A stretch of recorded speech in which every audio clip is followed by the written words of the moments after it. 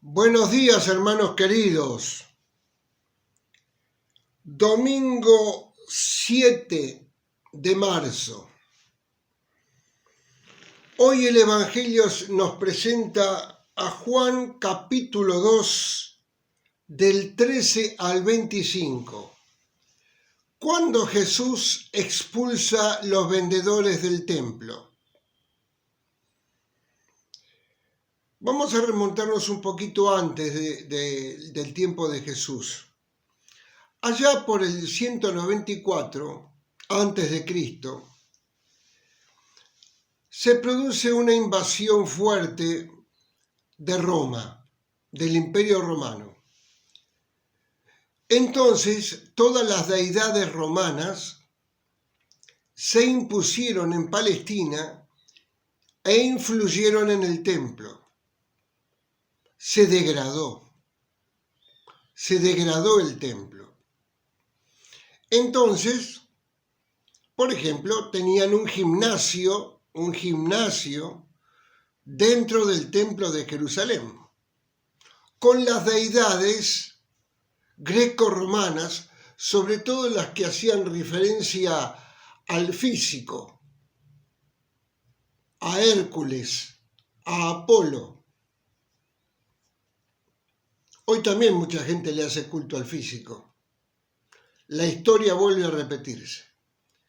Y surgen lo que se llaman los macabeos, que da origen al libro de los macabeos, con muchos mártires que quisieron defender la ley, la tradición de Israel y el templo. En la época de Jesús no había cambiado tanto la cosa, y Jesús encontró a los vendedores de palomas, de bueyes y los cambistas, es decir, los arbolitos de hoy, en la explanada del templo, en el atrio de los gentiles. Y es la única vez donde Jesús se notó un tanto violento. Hace un látigo y tira las mesas de los cambistas, desparrama el dinero y echa a todos, diciendo: no hagan de la casa de mi padre una casa de mercaderías, un comercio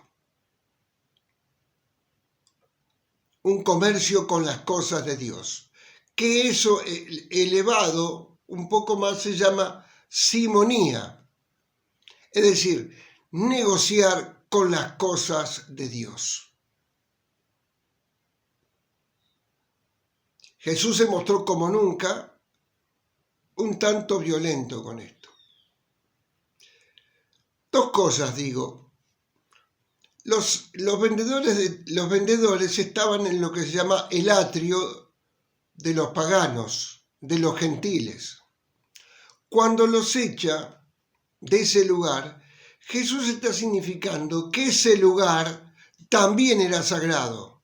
No solamente los que estaban dentro del templo, los judíos, los sumos sacerdotes, las mujeres, sino que ese lugar también era sagrado. Es decir, que entra un nuevo pueblo a integrar el pueblo de Dios. Es decir, nosotros, la Iglesia. Y por otro lado, nos está diciendo que uno no puede comerciar con Dios. Por ejemplo, tengo un familiar que está enfermo y se muere. Entonces, Dios no existe. Dios no me quiere. ¿Qué tema, eh? ¿Qué tema? ¿Se enojó Dios conmigo? ¿O Dios me castigó? No. Dios es siempre Dios. Dios es siempre Dios. Y su Hijo Jesucristo es siempre su Hijo Jesucristo. Y el Espíritu Santo es el amor de Dios. Tres personas en una sola naturaleza. Yo me tengo que volcar a Él y darme cuenta que Él es el que me conduce en la vida y que dispone de la vida y de la muerte. Por eso Jesús murió y resucitó en la cruz. Acordate de eso. Dios siempre sigue siendo Dios. Y a Dios lo vas a ver en la Eucaristía, en la palabra y en la gente que sufre profundamente, sobre todo en este tiempo tan especial.